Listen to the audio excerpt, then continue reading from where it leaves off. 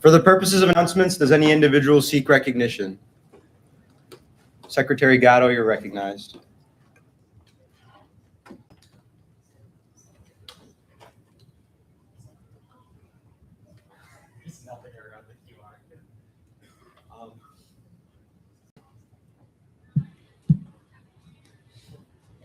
Can you go to the form and then pull up the QR code? Sorry, just because it'll be way easier to understand with the form up.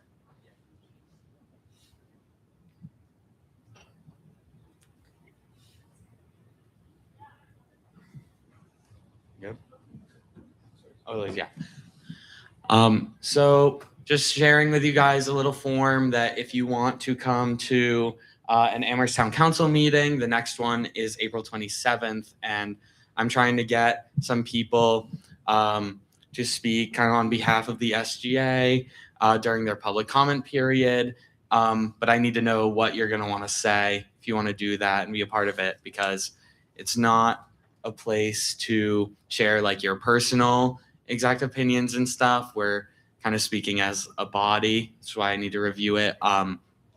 Just about like more sort of how we view collaboration and like our general ideas about how to collaborate with the town. So if you're interested in that, I think it's in the supplemental materials, or you can scan the QR code right now and just send to me what you want to say. I'll review it and then I'll reach back out to you if we need to rework anything, or I'll approve it and then you can come. Yeah. Senator Bender Wilson. Yeah. Is it open to individuals? Anyone is allowed to go to town council meetings and make a public comment, but not anyone is allowed to speak on behalf of the SGA as a student body. So yeah, anyone is technically allowed to go and speak on their own personal behalf or submit a written public comment, which there's a link to in the form. Any further questions? All right, thank you. Go, please go. Does any other individual seek recognition? Senator Facizo, you're recognized. Yeah, that's fine. Okay, so this is an announcement from Attorney General Mullins, just because he can't be here today. So there have been complaints about parking services ticketing people despite a lack of clear signage on some lots and certain spaces.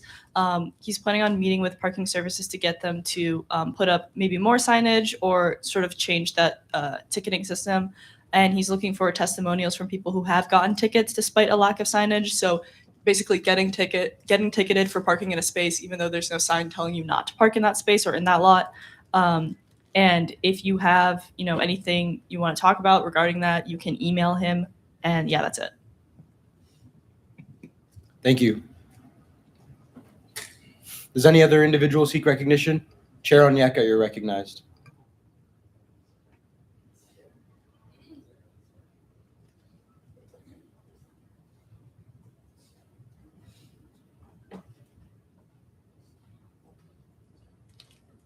Hello.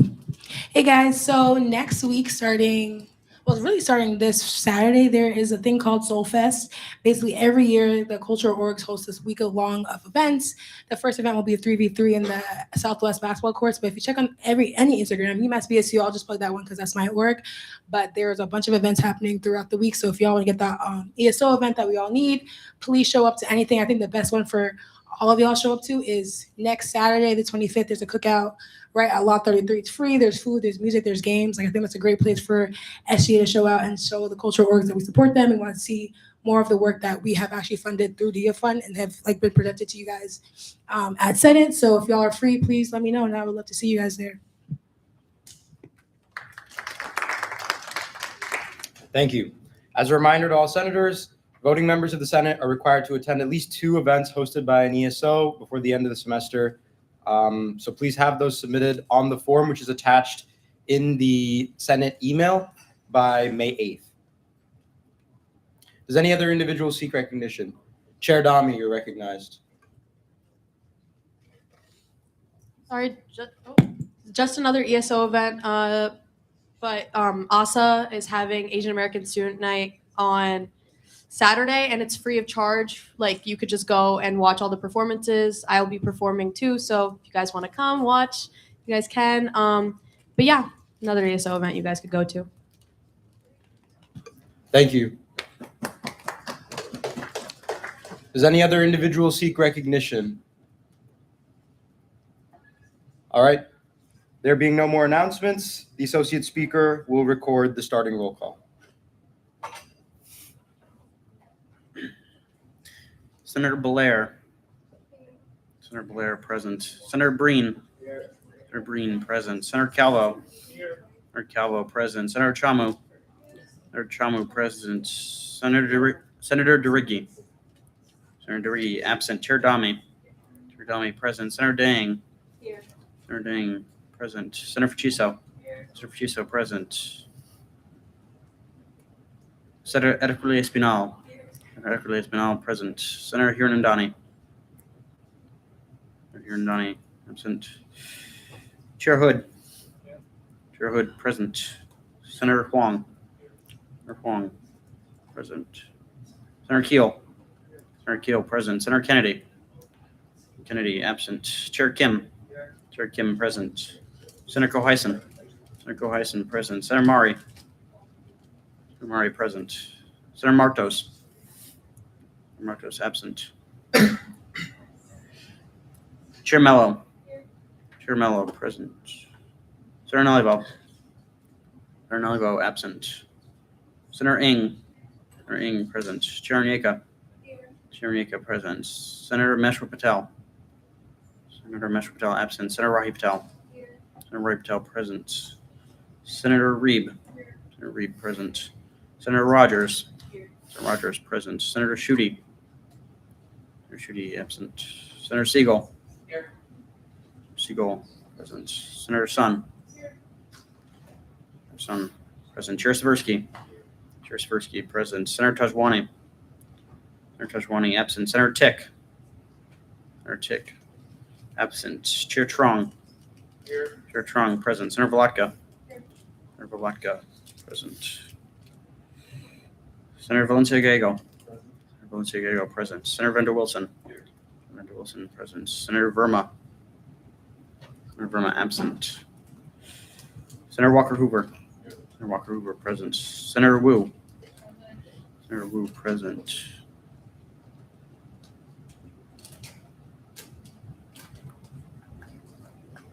With 32 voting members, a quorum is present. Thank you. The minutes from the last Senate meeting were sent out 48 hours prior. Are there any corrections to the minutes? Chair Kim?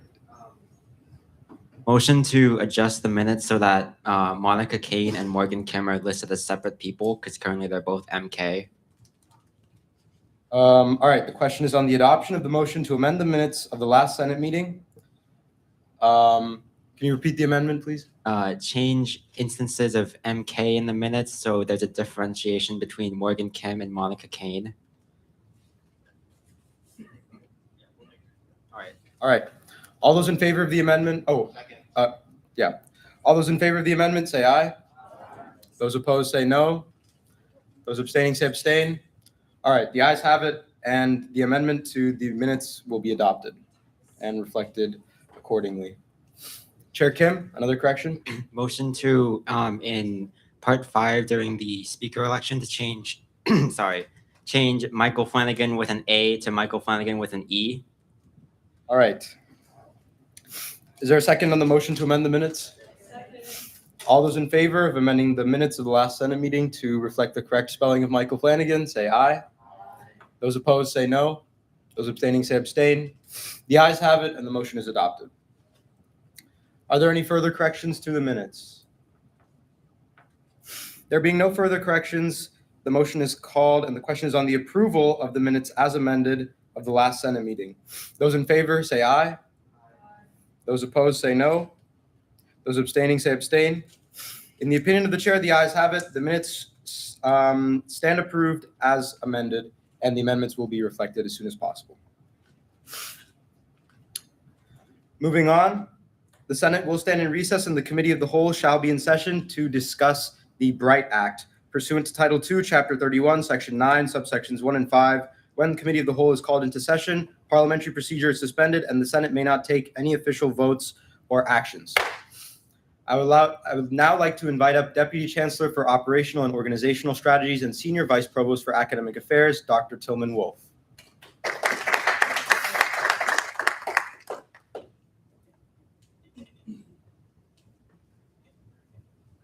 All right, good evening. Thanks for having me.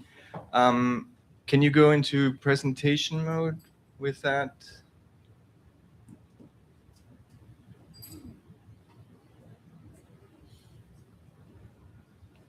All right, very good. Thank you. So I'm here to talk with you a little bit about the Bright Act and who has heard of the Bright Act? All right, very good. So if you go to the next slide, please.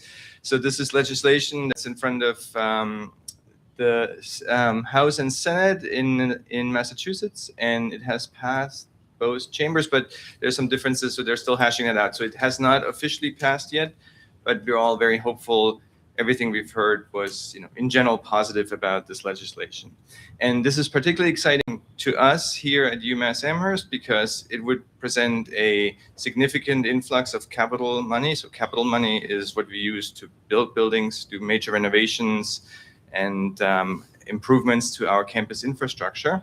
And so the current draft of the bill foresees that the state is going to use $2.5 billion from the Fair Share Amendment to give to various institutions of higher ed.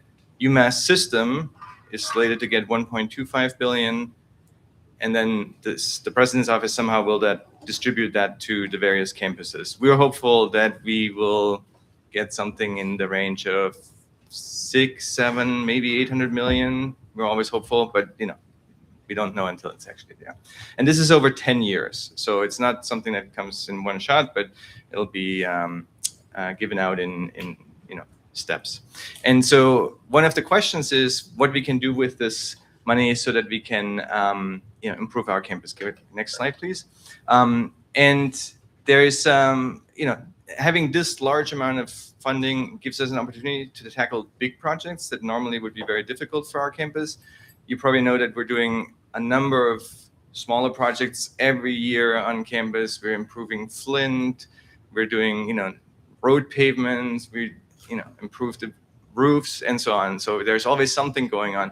But this conversation here about the Bright Act money is really about the big projects because there's a unique opportunity to do something. So if your favorite building is not mentioned in this conversation, it doesn't mean that it will always stay the same from now on. There's other funds that we have to do smaller projects, but we're just going to look at the big ones here. So, and we're focusing on academic buildings in this particular context. I think you've seen a presentation about the public-private partnership around housing, the P3. That is something else that is addressing the question of, renovating student housing. And there's different sources of funding that can feed into those projects. So here we're looking mostly at academic buildings, maybe, support buildings like auxiliary and so on. So next slide, please. And so one of the questions is what is important to us as a campus where we should spend the money, right? We, of course, want to have a shiny campus, every building beautiful, but that's not something that we can realistically achieve. So we have to think a little bit about where we want to dedicate our funds, right? We want to, improve the, it's called the deferred maintenance. So this is kind of the oldness of buildings, make them better. We want to have better classrooms for everyone so that we have a common standard and you don't have a feeling that, oh, this is a really bad classroom and this is a good one, right? We'll come to a common standard there, maybe more research spaces. And so there's a number of different questions. Sustainability is the other one. So I should say that the Bright Act specifically says that we should address deferred maintenance, which basically means aging buildings and sustainability questions. Okay, so next slide, please. So give you a visual sense of where those buildings are that we're talking about. So this is a picture of our campus, and the colors indicate what kind of buildings they are. The red buildings are the academic buildings, so that's what we're looking at. So if you go to the next slide, please. And we have a number of different metrics that we can very easily get for all the buildings. One of them is size.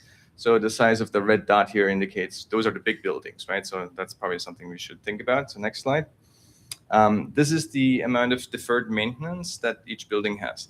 Let me quickly pause here and explain deferred maintenance because sometimes it's important to understand what it means. So this means, and this is calculated by an external company that comes every now and then to our campus and calculates this for every building. It's basically the amount of money that you would have to put into a building to get it back to the state that it was originally constructed at. So if it's a building from 1960, the amount of deferred maintenance that's calculated would get it back to a shiny building as in 1960. The problem there is that the code that requires accessibility and energy efficiency and all of this has progressed since 1960. So in most cases where we do a full renovation, like over in Flint laboratories, we have to invest more than that amount of deferred maintenance because we also want to bring up the building to the new code. But you can see where the big dots are with the significant amounts of deferred maintenance. And then the next slide, please.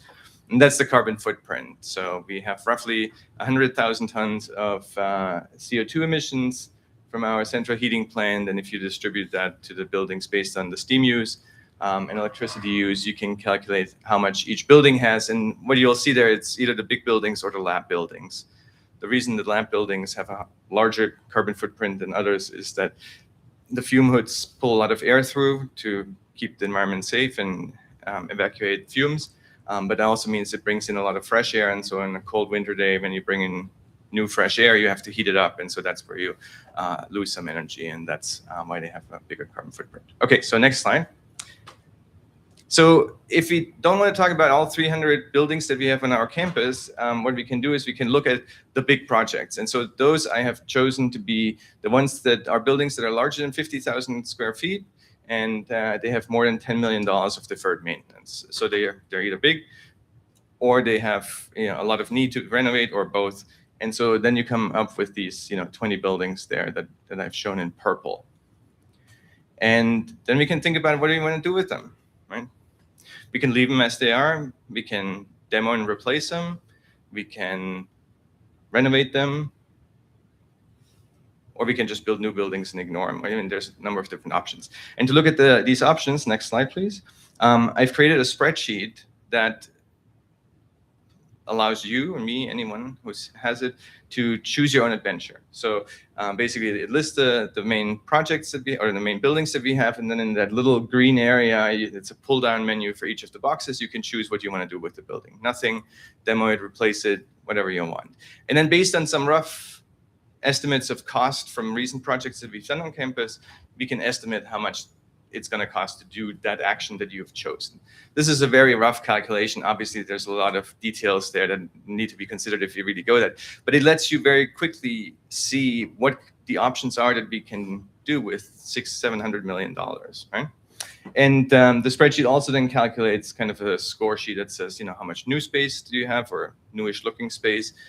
How much have you reduced the carbon footprint, because any of the new construction or renovation needs to be electrified by Executive Order 594, and how much have you reduced the deferred maintenance on campus, so the overall number of how much how old our buildings are. So I'm going to show you a couple examples, and I've said this in several presentations before, but sometimes people don't hear me. These are examples. They're not choices from which to choose from. They're just to show that the spreadsheet works. It doesn't mean that if your favorite building is on there and it says demo, that we're going to take that down. This is just an example to show it. So next slide, please. So, one thing we could do, for example, we can go into a bunch of different buildings that we have that we know are kind of old and grungy, and we can do a light renovation, right? So they'll maintain, the walls will stay in the same place, but the interior will look nice and clean. Kind of like what we did in Goodell. That's almost a major renovation, but it's a nice improvement to an old building. And so we can do that, and then on the map there, the spreadsheet will color the buildings differently if you want to see it visually. Next slide, please. We could demo a bunch of old buildings, right? So this is the place where you please don't panic, right? But this is just an example. We can take down 10 buildings and build a couple new buildings. So the new buildings are at the bottom of the spreadsheet there, the last two rows. As examples, we can just build a couple new academic buildings and move all those units over. We're reduce our overall size significantly, but I'm not sure we're all gonna fit in there, right? I mean, that's one of the questions that we have to think about. Okay, next slide. We can tackle some of the big projects. So, for example, the library is the building with the largest amount of deferred maintenance. If you want to keep it around, we would have to invest significantly in it, both for HVAC as well as the facade needs some love and attention. The layout is not great. 26 stories vertical. You've waited for elevators there probably. So it's not the way you would build it today, but it's an icon of the campus. And so I think one of the conversations we should have at some point is, should we keep it or should we not? Right? And if you say we keep it, then a big portion of that money goes there. And then one more, please. Yeah, and then we can look at the carbon reduction if that's the main focus. Then we can look at some of the lab buildings, although the problem there is that many of the lab buildings that have a large carbon footprint are actually pretty modern. LSL, even Conti, which is a little older, is still a good lab building. And so it's not clear that we could tackle all of that. Okay, so next slide, please. So just to show that, if you choose different things on those spreadsheets, you come up with different outcomes, right? In terms of how much new space we have, how much deferred maintenance we've reduced, how much we reduced the carbon footprint. And so I encourage you to play around with that. And then one more slide. Oh, yes. Sorry, go to the next one. And if you have any opinions on that, feel free to share that. So there's a QR code where you can go to the Qualtrics survey, and then at the top of the Qualtrics survey is the link that's rather cryptic there, so you can go and see the presentation and see the spreadsheet. You can play around with it. Feel free to invite anybody from the UMass community to give some responses. But it would be interesting to hear what your thoughts are on where we should invest money as we go around. In the end, the chancellor will decide, but we'll make recommendations that hopefully make everybody on the campus happier than we are now. So that's all I have, and I'm happy to take questions. Yes. Senator Walker Hoover. I know you didn't spend a lot of time on this, but what would you say to the folks that think P3s are just a way for corporations to get free money?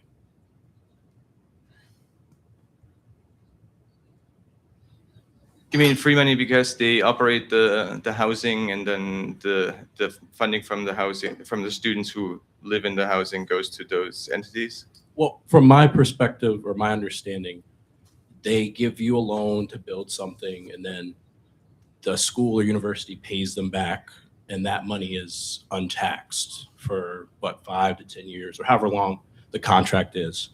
And so, yeah, that would be my question. So I'm not an expert on the business part. My understanding of the model for the P3 is that we let an external entity build housing or renovate housing that they then operate. And so the investment of the big capital investment at the beginning to create that new space or renovate the space is covered by the external entity, by the corporation, if you will. Which means we don't have to pay for it, because that's one of the challenges that we have. We cannot just spend $1 billion on new housing, right? But as you correctly point out, there needs to be something in return for that external entity to see value in that. And so that's where they recoup their expenses through the operation of the housing. So they would then get the rent that you pay, and that's how they make their money back.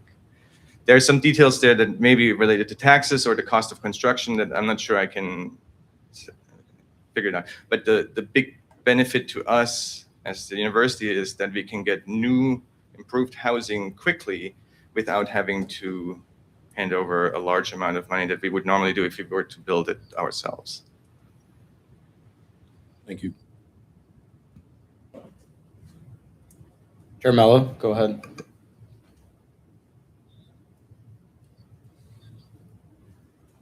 Thank you for the presentation. I was curious about the timeline. Like, I know the money hasn't fully passed yet, but you said it would be laid out over 10 years approximately. When do you think we'd start seeing changes across campus?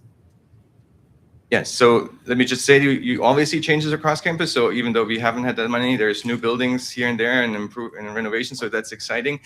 So when I tell you now, don't be disappointed that, it typically takes 3 years between deciding that we do a project to actually seeing some change in the ground, right? And that has to do with, the designing and planning the activity, getting the various approvals in place, getting the contractors in place, and then the execution itself is usually a year or two, depending on the scope of the project.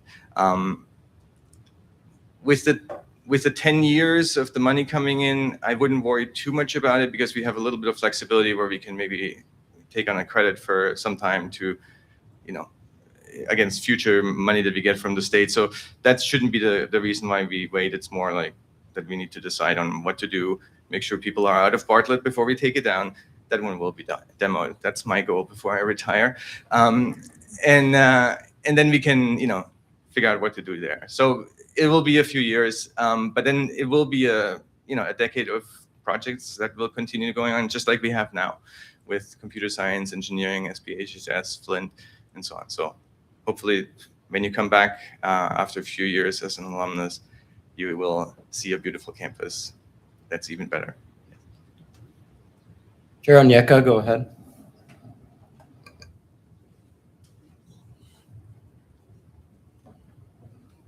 Do you guys have any interest in like smaller projects? Like something that I'm thinking about is like Southwest, possibly like fixing the shower heads, like small things that will like help students feel a little bit more comfortable in the bathroom specifically. I feel like we definitely get the least amount of like, I don't know, I feel like they just throw us in there and then like, in these really old buildings and don't really have any plans to renovate them. So I'm curious if you guys are looking to do like smaller things that probably don't cost as much and aren't like a big like demo project or anything like that. Yes. So as I mentioned earlier, there's a lot of projects that are being done every year, ranging from improvements to housing, to improving the roads, to roofs, classroom improvements, tech upgrades that are happening all the time. And so there's pools of money that we have that we use regularly for these kinds of upgrades. So I suggest that you maybe talk to somebody in SACL and make sure that they understand what the shortcomings are there. There are significant projects that the residential life group does every year, and ranging from improving corridors to new beds and mattresses and all kinds of things. And so please let them know about your thoughts about the shower heads. Chair Trong, go ahead. First off, thank you so much for the presentation. I just want to follow off kind of what Senator Walker-Hoover mentioned in terms of affordability. Like we've seen public-private partnerships in the past, for example, with Fieldstone. And I think for the majority of students, it's very unaffordable for them. And so when it comes to potentially like allocation of the BRIGHT Act, what sort of steps has the administration taken or potentially will take in terms of involving students potentially through feedback or maybe through like formal channels like SABs to kind of at least have a chance to like voice their opinions and how these funds from the BRIGHT Act? Yes, I'm here for that very purpose, right? I mean, that's my main goal here. We'll continue those conversations. I mean, whatever we decide now, we may revisit in 3 years because there's different technology by which we can achieve sustainability or the priorities have shifted to other buildings. So yes, let's have those conversations and definitely please, share your thoughts with the survey. I just want to say about the P3, again, not my project, but my understanding is that with the experience that we had in Fieldstone, one important aspect of the call for partners to do the P3 was that affordability is prioritized. Senator Ficizzo, go ahead. Yeah, so thank you so much for your presentation. This has been really helpful. So I'm kind of looking at the slides right now, and I see that there's a lot of organization by like cost, which obviously makes a lot of sense. But for example, like this building has deferred maintenance, but so does Mockmer. And I know that like certain forms of deferred maintenance pose sort of like a safety risk and others can be more cosmetic, right? So for example, Mockmer has a lot of asbestos. I'm just wondering if that kind of weighing is being incorporated into the consideration or not, or like how that would be mechanized in terms of weighing which building should be prioritized versus not. Yes, good point. So first of all, I may say that if a building is unsafe, please call EH&S and let them know that, and they will make sure that it's not unsafe, right? So it's true that there's buildings that have asbestos in them, as long as it's in place and meets whatever requirements that EH&S probably can articulate better, it's considered appropriate to still use them. And so I just want to be clear that we're not, if you have an unsafe building, let's make sure that we address it immediately. But you're right that older buildings have more shortcomings. And, it could be, that there's, abatement that needs to be done. They may not be compliant. One of the issues with McMaster is that it doesn't have an elevator. So we're allowed to operate it because it got grandfathered in from whatever code requirements it had back when it was built. But it's not, we don't want all our buildings to be like that, right? And so the amount of deferred maintenance that's calculated by Gordian, which is that external company that does that, somewhat reflects, how bad a building is. You might want to scale it to the size of the building and, do it by a square foot or something, but you can very easily see that the ones with the high numbers of deferred maintenance are the buildings where you go like, yeah, that's not a great building. And so buildings that have been freshly renovated, like the Student Union or Goodell, the deferred maintenance is close to zero. So you can see that, yes, we might need to fix a few things here, but you wouldn't do a renovation here. And so with that deferred maintenance metric, you can very quickly see which ones are the ones that you really don't like. Now, there's outliers. I just want to say Guessman, for example, it has a very high amount of deferred maintenance, but we've done a lot of spots and dots renovations. And so it's actually a fine building. The new auditoria are actually quite nice there. They were ugly before and they've been cleaned up. So, sometimes it's not 100% correlated, but in general, that's a good metric. Senator Bender Wilson, go ahead. Hi, yeah, just 2 questions. So first of all, I'm curious why residence halls are not included in this. Like, I mean, I know that they definitely have deferred maintenance. So yeah, why is that? And then the second question is like just how exactly will the decision process look like and how will students be involved in that? And like, will it be the general student body or just student government? So residence halls and yes. student So involvement. residence hall, again, there's a different approach to addressing the significant deferred maintenance in the residence hall, and that's through the P3. There's not a lot of details yet, but the idea is that we bring in external partners that can help us with renovating or replacing student housing with the mechanism that we discussed earlier. And so there's a source of funding for that comes from private external entities. And that's why the focus of the BRIGHT Act specifically is on academic buildings, because we don't have no other big pot of money to address academic buildings. So there is money like separate for renovations for yes, through the dorms. P3. Again, the idea of the P3 is that external developers will bring that money in return for being able to operate the housing. And that's how they invest into the renovation or replacement of student housing.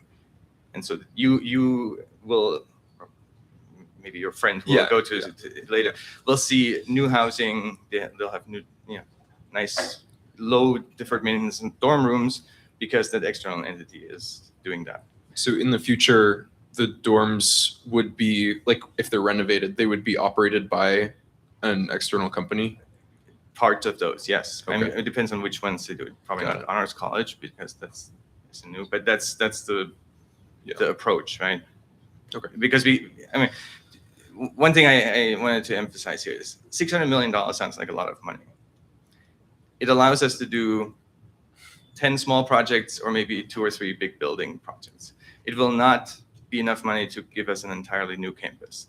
And so we have to be really selective about where we want to put that. And so the housing goes through the P3, and then academic buildings is what we're discussing. And then your second question was? Yeah, just how students will be involved in the decision process. Like, I mean, yeah, but also like this is open for the whole student body and share with anybody you want. This is not a capital survey with a capital S, so otherwise the UR survey group will be upset with me because I didn't officially schedule it with them, and we're not allowed to send to everybody a survey. But feel free to share with anyone you like. If you have a newsletter that you want to send out to your student body, put the link in there. That's great. And I hear from as many people as we can. I'm going around campus meeting with the grad students, faculty, and so on. In the end, the chancellor decides what we're going to do, but we're going to collect as much feedback as we can, work with the campus planning folks who are professionals in that area, figure out, how best to come up with a few choices. And then, any given project that we do has to be approved by the Board of Trustees, but that's a standard procedure. Senator Siegel. Yeah, this is this is kind of barely a question, but like, just making sure, like, my sense is that there's a general sense of, from students I've talked to, student advocates, whatever I've talked to, who like have some awareness of housing, there's a sense of a really strong skepticism of P3s, just in general. Is that something that you guys are aware of and cognizant of in your decision making? Yes, again, P3 is not my project, but I'm aware of it. No, I'm aware of it. I think the chancellor is very aware of it. All the communications that went out about the new call for the P3 was to address the question of making housing affordable, even though it's new. In the end, somewhere the rubber will meet the road, and we'll see exactly where it comes. But it is a stated priority for the campus to do that because of that experience that we had with Fieldstone. And there's a long history to that, why we ended up there. But I think that certainly was heard. Senator Calvo, go ahead.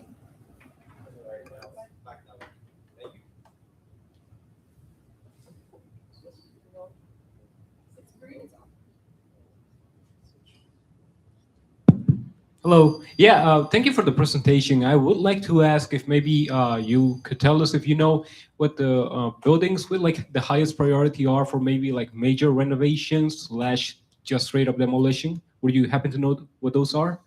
Make sure I understand your question. You're asking which building I would renovate rather than demo? No, I'm asking like what are the buildings with like the highest priority on like the topic of priority? Just what are the buildings with the highest priority for? I Like, think that's yeah. what this conversation is about. I think if I had a choice, I would probably pick something different than you might or somebody else, right? And that's why we're having this conversation around what do you think is important that we should look at. Maybe you wouldn't be able to tell me specifically which building you want to renovate, but you can say, I think classrooms need to be improved, you know, maybe in this particular building or in general, or I want to have better research labs because for whatever reason, right?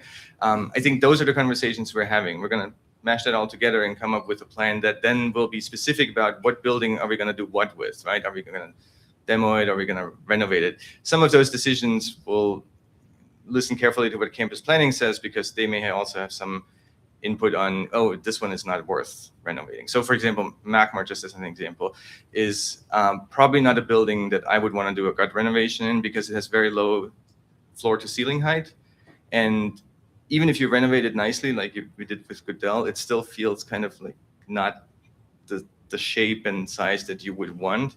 And so in that case, maybe the decision would be to replace it, right, rather than renovating it. So there's a couple other factors that feed into that, but you know where the problems are and which problems we should address is part of that conversation that we're having here. Right. Thank you. Chair Kim, go ahead. Thank you for taking time out of your evening to present. I just have one question. Based on your current knowledge and comparing UMass Amherst to the other UMass system campuses, how much need do we have relative to the other campuses? And like, are we ahead of the group? Are we behind the group? What's your perspective on that right now? Yes, and let me pretext this. This is total speculation on my side. So, you know, when the president reads your minutes, I want to make sure that I've said this. My sense is that we've taken pretty good care of our campus. Our campus is huge compared to all of the other campuses, but you know, huge by order of magnitude because of the significant amount of housing. We have one of the largest housing operations in the country, much less in the UMass system, and we have lots of buildings as part of our university. So one of the things that we're thinking about or worried about, I'm not sure how to say it, is how the system will decide to allocate the 1.25 billion to the campuses, right? There could be different strategies from their perspective where they say, oh, well, maybe the campus with the most deferred maintenance, with the biggest needs, should get more. And that's then per square foot or per student or per what? If it's total amount of deferred maintenance, we certainly have a lot of needs because we're big.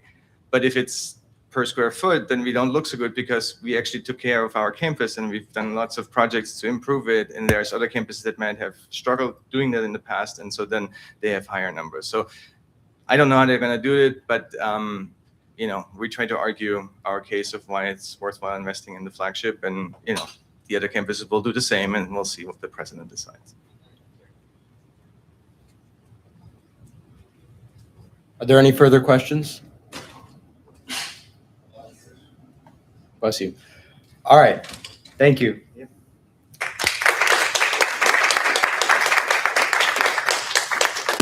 Once again, I'd just like to say, if everyone could please scan this form or this QR code so you have the form available to spread to your constituents, that would be great. It also contains the link to the spreadsheet that Dr. Wolf was talking about. Do you want to show it to them? I think we have it open. Yeah, so the way it works,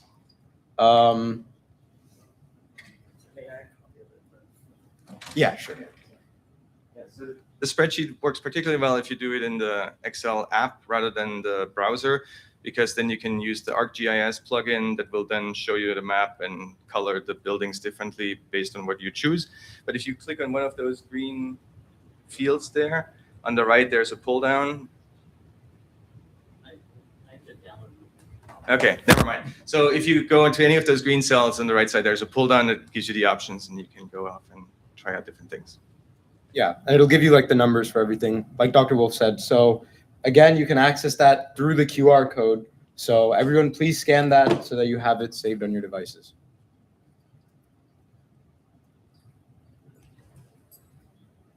All right, thank you. Is there any other business for Committee of the Whole?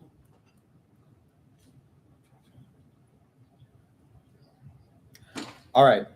In that case, the Senate will be in order and the Committee of the Whole previously called into session stands adjourned. The Senate will continue considering the remainder of the agenda. No special orders were submitted to the office of the Speaker, so we will move on to unfinished business. The Senate will now consider S86, a motion to amend Title III of the Constitution and general bylaws of the Student Government Association. This is sponsored by Chair Dami and President Borowski. This was reviewed by the Committee on Administrative Affairs on April 2nd, and it was also last read before the Senate on April 8th. The sponsorship is recognized for a factual description.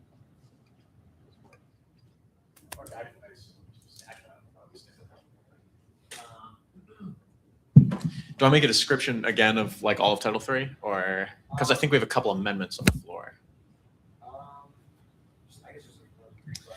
For anybody who wasn't here last week, these are the amendments to Title III of our operational bylaws, which is the executive side. That is the president, vice president, and everybody under them, which includes the cabinet secretaries, which are being turned into directors. Actually, we had a whole huge PowerPoint about it last week, and I won't run through that again. But if anybody has any specific questions, I'd love to address them. In the weeks since then, a couple people have come up to me with some ideas and considerations for the Title III reforms, which I really appreciate. We turned that into a big batch reform, which I would love to put up after this. But to break down the main points again, since last week, it is the streamlining of the cabinet from 12 to 8 secretaries, which is in line with the amount of legislative committee chairs, as well as creating a bunch of, well, not creating, but ironing out all of the positions under each cabinet secretary, again, turning into directors. So this is just an ironing out of systems we already had. Like this year, we were supposed to have 5 office managers and 4 paid undersecretaries. This is basically just ironing it down so these positions don't exist on a year-by-year basis for the sake of consistency and transferring projects across administrations so that we can get these big projects that we try to do on a year-by-year basis, and we don't have to ingrain them in the bylaws. We can just pick them up and keep going, and ideally get very consistent student movement, which is especially important when we're working with university administration who is not here for 4 years at a time. Can we, any questions that have transpired since last week? Okay, awesome. I think in that case, we can move into amendments. Before we go to amendments, are there any questions, further questions from the Senate? Senator Valaka, question? Motion to amend Title III. Wait, we'll entertain a second first. Is there a second for the main motion? All right. Yeah, motion to amend has been called. What is the amendment?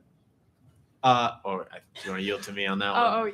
Yield to Borowski. Thanks. Okay, so me and Jess and Josh Gatto all met in my office the other day to talk about some amendments and some ideas they had after looking at Title III. And I thought those ideas were really, really, really good. So I put them into an amendment package, as well as some amendments to the Secretary of Sustainability, turning into the Commissioner of Sustainability's bylaws from Matt Lequier, who currently sits as the Secretary of Sustainability. This was after some talks with him about his position's responsibilities and what he does on a week-by-week basis, as well as the grant committee that he helped establish, which is pretty amazing. So just codifying that as one of his responsibilities in the bylaws.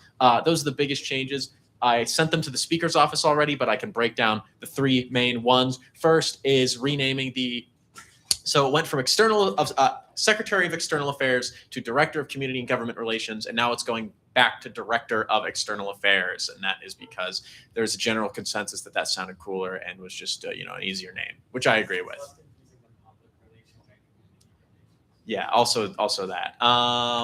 Secondly is moving the Commissioner of Student Recreation, which is a position that is kind of an amalgamation of a bunch of different responsibilities that didn't really fit with people's roles. It is effectively our ambassador to both athletics and RecWell, which is part of SACL, which we give a solid $400,000 to through the RecWell agreement we have with Club Sports, the Club Sports MOU. So I think it's very important to have somebody in there, as well as continuing projects like Secretary Nevins's Registrar of Student Performers, and making sure the university prioritizes student performers when they're looking for events. So having somebody to advocate for that, that was a big thing, is we're creating that role, but the amendment to it was moving it from underneath the Director of Student Affairs and University Life to the Director of Public Relations, because a lot of their job is planning, programming, and working with university relations, community relations, and events, which is all very much pursuant to PR and how we are perceived as an organization and how the student body as a whole is perceived as an organization.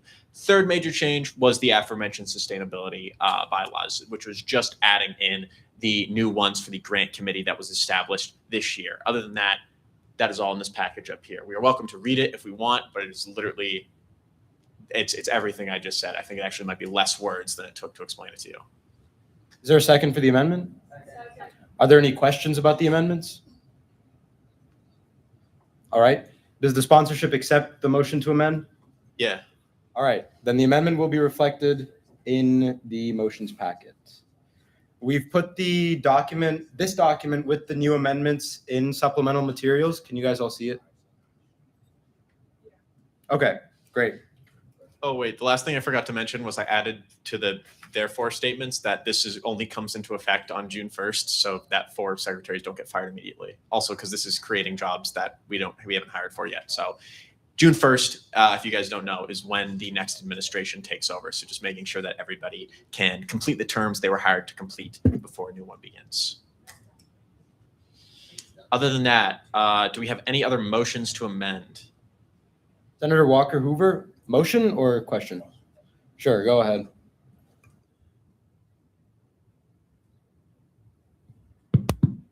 Yeah, I didn't think about it when you had the questions period, but how does and this is more probably Chair Trong, but how does the finances change with like the payments? Like you're changing like the names of the positions. Does anybody pay like go up or go down? Like how does that Yeah, I work? can answer that. Do you want me to?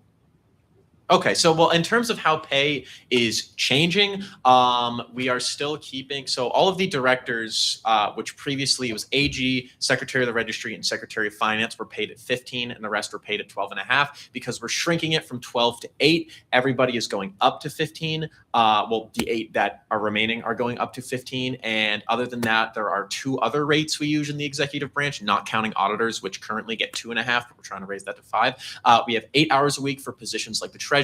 We have 12.5 hours a week for positions like the deputy attorney general, and we have 5 hours a week for undersecretaries. So no pay rates are changing, just they are all being streamlined across the board. So I can provide like a spreadsheet of what these positions are getting paid at, but I can also just list them off the top of my head if you have any questions about them. Chair Trong, clarification? Yes. Go ahead. Yes, so as of Monday, the SGA budget has been submitted to Ways and Means, so we'll be reviewing it likely over the next week or so, and that'll be coming up to Senate.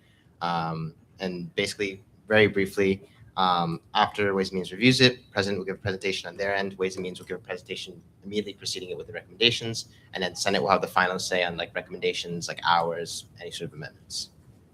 Though I will say, after filing the budget, executive payroll is actually, I'm pretty sure, lower than it was this year, or at least than what we budgeted for. What we ended up spending is a different thing. But in terms of what was budgeted last year, and I'm 99% sure on this, we did budget for more than what we were budgeting this year. I mean, it's by a couple $1,000s, so it's not like an extraordinary amount, but it is effectively, at the end of the day, the number in terms of the pool is staying the same.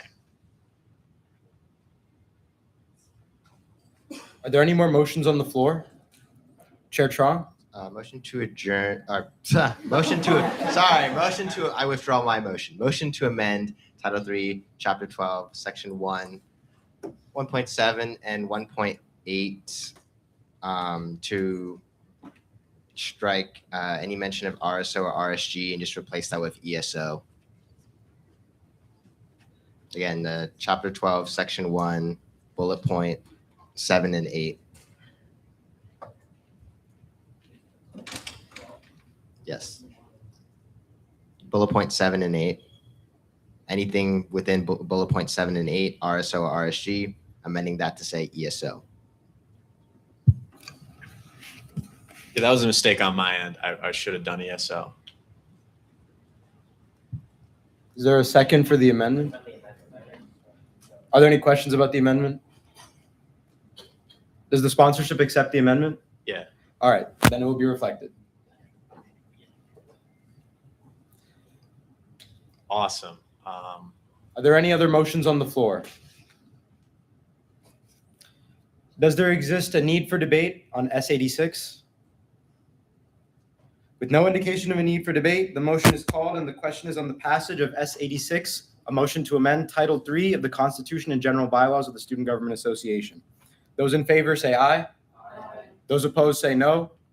Those abstaining say abstain. In the opinion of the chair, the ayes have it and the motion is passed.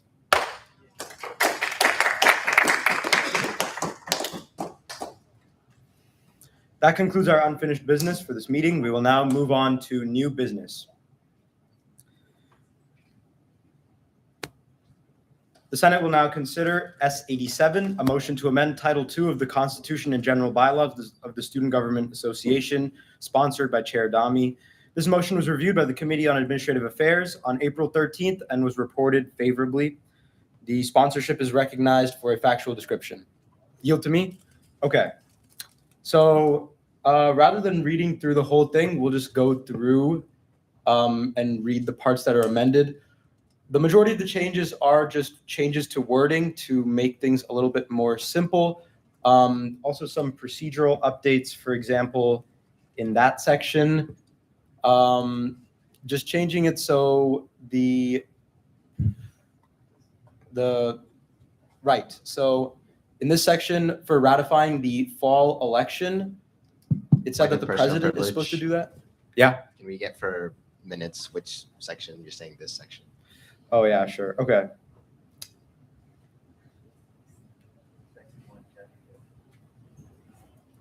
This is Section 1, Chapter 2. Chapter 2, Section 3. Yeah, Title 2. Chapter 2, Section 3. It calls for the president to convene the first meeting of the Senate, which we changed later on, just because it's more of a weird ceremonial thing. Mike and I agreed, not really necessary. So the speaker will handle that. And if the speaker shall have failed to convene that first meeting, then the responsibility will fall to the associate speaker to convene and preside at that said meeting rather than the coordinating council chair, which would be the speaker anyways. So just making that small change. On Chapter 3, Chair Kim. Point of clarification. So in Title 8, changes that were passed last spring under the Humphreys administration, ODC got the ability to submit Elections Commission candidates because there was a potential conflict of interest identified where the president could go for re-election and appoint election commissioners that could be in their favor potentially. So that got moved to ODC as of last year. And that's why last year, me and everyone else in ODC voted for the current elections commission. And this is just making this chapter 3 of title 3 consistent, or title 2, yes, making it consistent with what's in title 8. So both are technically active right now. And I don't really know how that works out bylaw wise, but we're making this consistent. So it's just ODC. This isn't like a jump from policy, a jump to make Senate stronger than executive or anything like that. Yep, that's the change to chapter 3. Moving on, chapter 4 just has one capitalization change. Same with chapter 5.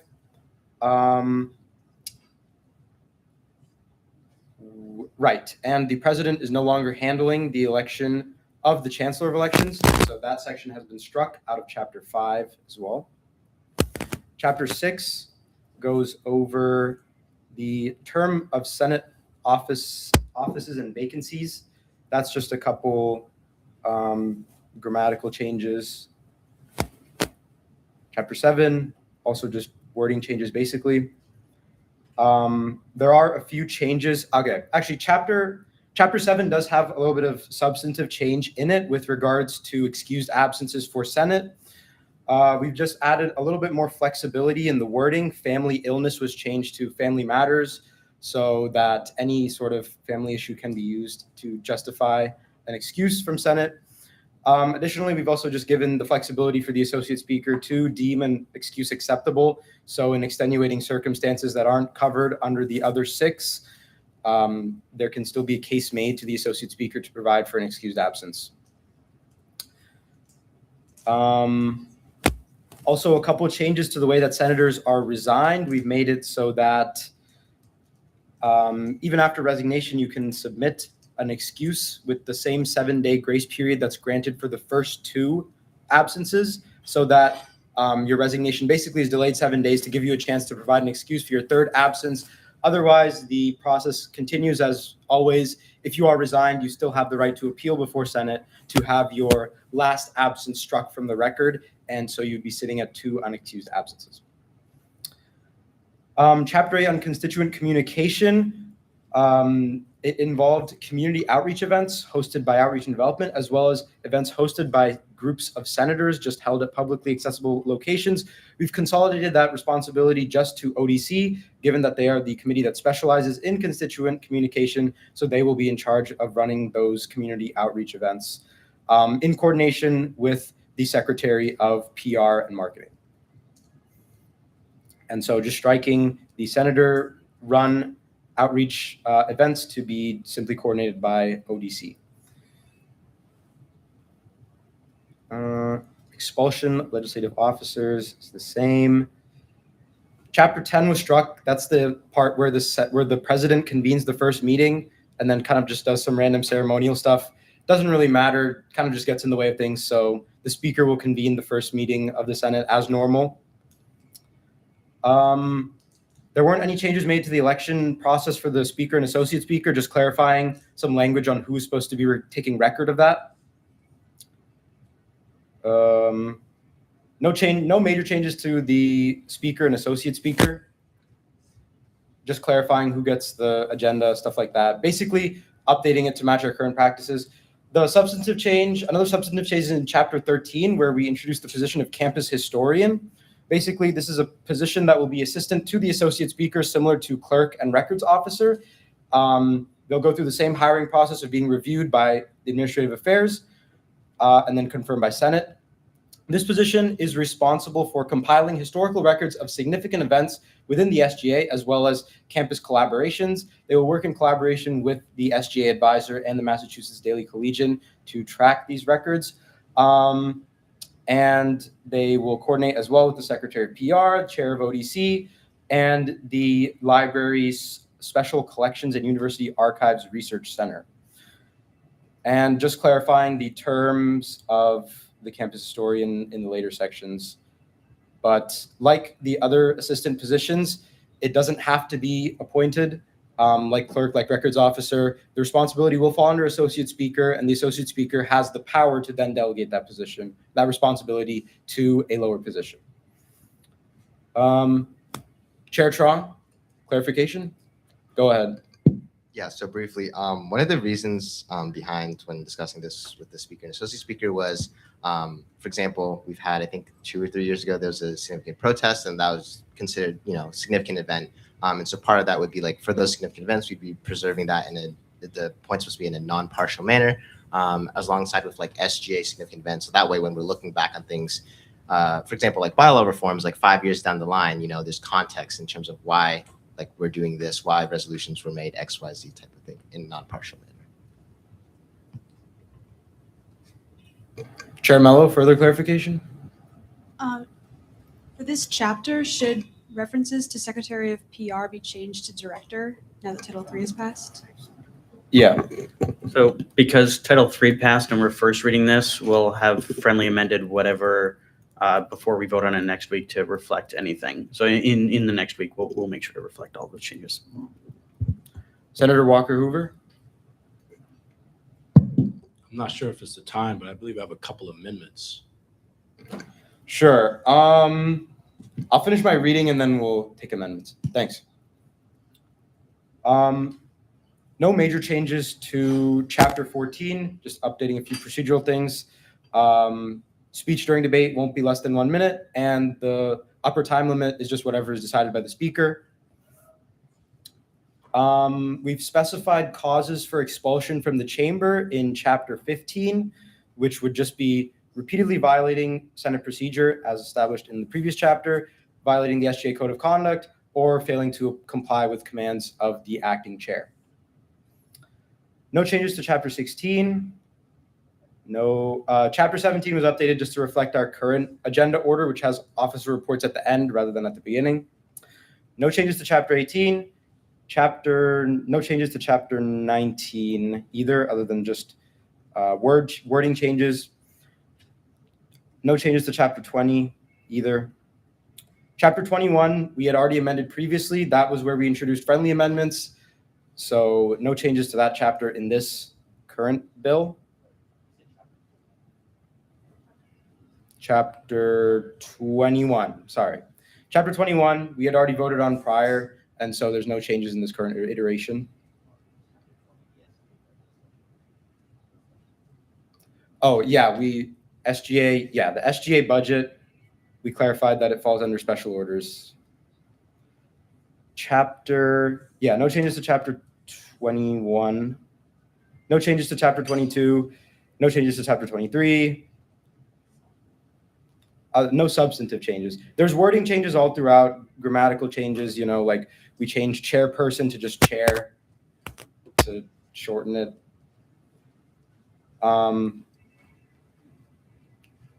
But all mentions of iClicker in this title have been struck. That will be standard just for the bylaws in general, now that we're not using the iClicker system. The next major change is in Chapter 31. This is the description for the standing committees. Ways and Means was updated to reflect the changes in Title VI to the new funds. Now, Ways and Means shall have the responsibility to entertain all motions to appropriate funds from the SCTF long-term reserves, the ad hoc fund, the capital improvement fund, and as well as to research and review student fee creations and changes. The Finance Subcommittee will now operate the Campus Community Grant Fund, which is also new. And there is a new standing subcommittee of Ways and Means, the Financial Reform Subcommittee. Chair Trong, do you want to explain that one?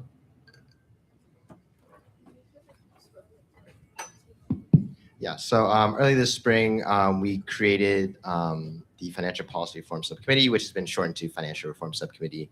The idea is Ways and Means historically has been overworked, and the idea is to split the burden. So in future, you could have like 8 committee members, have 4 on Reform and 4 on Finance Subcommittee.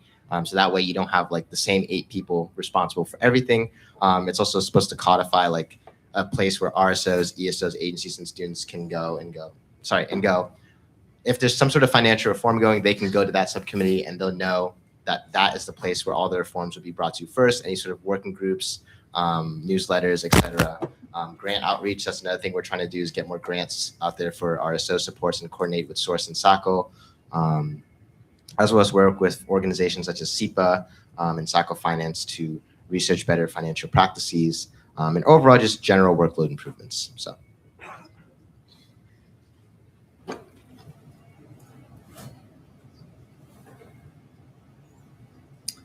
All right, thank you. There were a few changes to the administrative affairs bylaws, just to reflect changes to Titles 6 and Title 7, clarifying that they review appeals of new RSO registration defined by the updated Title 7. And we struck the first two responsibilities of rules and ethics, which said that they facilitate the processes of Senate and assist the Speaker in planning and organizing meetings of Senate. They don't do that, so we decided to strike it from the bylaws because it also just isn't really needed. And we also gave them the authority to, upon a majority vote of rules and ethics, transfer jurisdiction of a case to the student judiciary, so the judicial branch, in any case where they deem there to be a conflict of interest or they just decide collectively that the matter is best handled by the judiciary. The rest of the committees had just basic formatting changes. Academic affairs, we specified that the chair or the designee shall sit on the Academic Matters Council, so now that's explicitly outlined in the bylaws. We clarified under UROC that they shall handle amendments to agency charters. And other than that, that's all of the substantive changes to this bylaw. Are there any questions about the changes I listed off? It's kind of rambly, but it's really nothing too substantive. The most important things we have already amended through the changes to subsidiary motions and the first read policy. So everything else in here is basically just minor wording changes and clarifying procedures that we've already been doing this year, but weren't specifically stated in the bylaws. Are there any questions? Chair Tron? Section 3, new chapter 33. The budget shall not, this is regarding to the S1, the budget shall not be considered until any and all organizations that have applied for funding and have also filed an appeal of appropriations shall have been given the opportunity to present before Senate. Is there a time, is that discretion of the speaker and how long they get to speak, or how is that? Yeah, I guess just like any other presentation, pretty much. Be the discretion of the chair. Any other questions? All right. I forgot to mention, but this title is just being first read today, so it will be tabled to next week's meeting. If you have any amendments or suggestions for changes, please come see me or Cody after this meeting or anytime in the following week until our next Senate meeting where we will actually be voting on it. For now, this motion will be tabled to April 22nd. And with that, we will move on to S88, a motion to amend Title VII of the Constitution and General Bylaws of the Student Government Association, sponsored by Chair Dami and Chair Hood. This was reviewed by the Committee on Administrative Affairs on April 13th and was reported favorably. The sponsorship is recognized for a factual description of the motion. And we also have a presentation.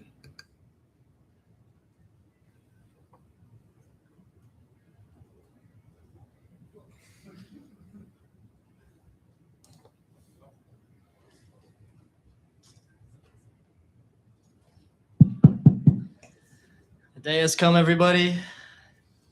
The big Title VII is here. Registry reform, guys. Hit it, Cody. Wait. All right. I want you guys to pay attention, though. There are big changes here. These are very important, and this will affect a lot of students on campus. RSOs are one of the biggest things that the SGA deals with. It is probably our biggest responsibility, so it is very important that we make responsible changes. So if you guys have any issues with the changes that are happening here, please let me know. I want as much consultation as possible on these. So yeah, let's get into it. Whoa, we're swimming in reform. Why do we need this reform? Why is this happening? Well, was it last year or was it? Remember, we had a consultant come in last semester, guys. The consultant gave us a presentation. They had a lot of findings on the way we ran things. And also, we've experienced a lot of issues just on campus. We've heard it from RSOs. We've experienced it trying to give money and advising and all these things. There are a lot of issues. So number one, the consultants told us, and we've experienced, that our bylaws are old, outdated, and unclear, and sometimes badly organized. So one big finding. Number two, we have rigid bylaws that are sometimes very specific for no reason. Specifically, Title VII outlined a lot of processes step by step and even had like specific deadlines and stuff that just really were unnecessary and made it very complicated and rigid to hold any process. So, bless you. Not enough flexibility, and changing this to guidelines, something that's more easily changeable, such as changing deadlines and that sort of thing to what we actually need that current year, could improve clarity, efficiency, and the way we do things. And then also unsustainable RSO growth. That's honestly the biggest one here. We have the number is always changing, but we like to say 350 RSOs. That's a lot for the source to deal with. It's a lot for us to budget for. And it's growing every year. We took on 50 new ones this semester, and that was a small one. So if we keep letting in that many RSOs the way things are now, everything's just going to go to crap pretty quickly, as it almost already has. So, yeah, that's why we're doing it. So this must be Cass's fault. There's 5 main changes here. All right. We have number 1, creation of guidelines. So moving a lot of specific deadlines and that sort of stuff into guidelines instead of the bylaws. Gives us more flexibility. Number 2, creating the RSG. We'll get into what that is later. Registered student groups, basically smaller types of RSOs. Number 3, RSO registration will be largely different. And number 3 again will be the constitutional auditing process. I have kind of taken an executive decision here to just kind of scrap the way it is in the bylaws right now. I think it's an unholy process that no one wants to do and no one wants to be a part of. So kind of moving it to executive there, or just giving discretion to whoever really wants to do that next year. But hopefully it won't be you, Rock. And then number 4, we have reorganization of Title VII, making things clearer, making things just better organized so we can find them. Overall, a better experience for anyone who, for some reason, decides to read the bylaws. So part 1, we have guidelines. They give us more flexibility to adapt. This is it. This is the section. This is all we have on guidelines, bylaws right here. This is establishing them. So section 1, the official registry guidelines, herein denoted org. It's a pretty good name. Think about it, because like organization, shall maintain any regulations and guidelines related to ESO activities not explicitly denoted in the bylaws. The org shall hold the full weight and authority of the SGA Constitution and bylaws. So basically, if you violate the guidelines, you're violating the bylaws. And the SGA Constitution and bylaws shall supersede the org in the event of contradiction. I would prefer it said reign supreme, but AA did not like that. Go back, please. Section 2, the org shall be maintained and updated by both the UROC chair and secretary of registry in conjunction. Yeah, that's right. So any revisions to the guidelines basically has to be made with both UROC and by the secretary of the registry. They will be called director next year. But both the branches have to work together to make these changes. And a change has to either come from a member of UROC or from the secretary of the registry. Yeah, and then over the summer, the chair of UROC will kind of assume what the committee does. But that makes sense to everybody? All right. Next big thing is registered student groups, or RSGs. So the idea behind RSGs is they are smaller groups. They're groups just getting started. They're groups that need less funding, money. They're holding less big events. They need less advising, all that sort of thing.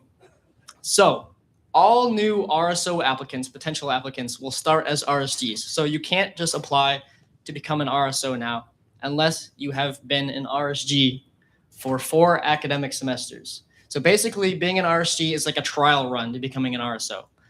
So you have to prove yourself that you can sustain an RSO, that you can spend money efficiently, that you can fundraise, that you understand university policy, all those sorts of things you have to prove over these 4 academic semesters in order to apply for RSO status. And then if you go inactive for 2 academic semesters, so if you just basically disband, that actually resets. So you kind of have to have a continuous organization going. The idea is they will have shorter trainings and longer re-registration periods, which basically means it's more forgiving. If you miss deadlines, it's easier to re-register. But it'll have a fairly simple registration process, easier than it will be for RSOs. And they will be able to still have that membership waiver where if for some reason they believe that 20 members is too much for their organization because it interferes with their mission statement, then they'll still have that. But we might take that away from RSOs depending on what you guys, Senate, thinks. But they will have access to less funding and less priority for event space. So they'll be able to do less large scale things, basically. So RSG versus RSO, here are the wording. We left it kind of vague here so that we can get more specific in later years and the guidelines and whatever, and if, future bylaw amendments. But RSG, they shall be recognized as organizations with limited operational scope and reduced need for institutional support. RSG shall retain ESO privileges. This is paraphrased, but shall operate with reduced advising, oversight, and administrative requirements as defined by guidelines. And then RSOs shall be recognized as organizations with the capacity to conduct larger scale programming and utilize greater institutional resources. They shall be eligible for higher levels of SATF funding than RSGs, as determined by the Ways and Means Committee. And lastly, organizations may transition between RSO and RSG status through re-registration and registration processes as prescribed in guidelines. So basically, RSGs can become RSOs, and RSOs can also become RSGs depending on the way things play out. All right, some more kind of justification behind RSGs. This is mainly coming from the consultants. This is quotes from their report. So, number 1, they're considered a testing ground. So it allows for experimentation, momentum building, and community formation without prematurely requiring administrative rigor or allocating institutional funds. They use a lot of fancy words here, but it sounds smart. Basically, it allows RSGs to kind of figure out if they actually want to do what they want to do, if it's actually worth being an RSO. Streamline resources, so it can reduce redundancy and enable more intentional advising. It ensures that when people that are becoming RSOs are RSOs that actually need the money, so it's making sure that people that actually need it get it, as opposed to just anybody who applies to be an RSO in a year. Arguably, it's more accessible. It reduces the administrative hurdles that often deter participation. So it's lower hurdles to become registered. If you want to just hold club events, we already have a board game club, but it's a good example of someone that might need less. They don't need big event space. They just need somewhere to meet to play their games, and that's it. Although board game club might be actually massive. I don't know, but something like that where you don't need big resources and you don't want to have to go through massive processes. This is good for you. And according to the consultants, many people on campus saw the RSG option as a way to support student innovation while curbing the budgetary and administrative consequences. So that sounds pretty good.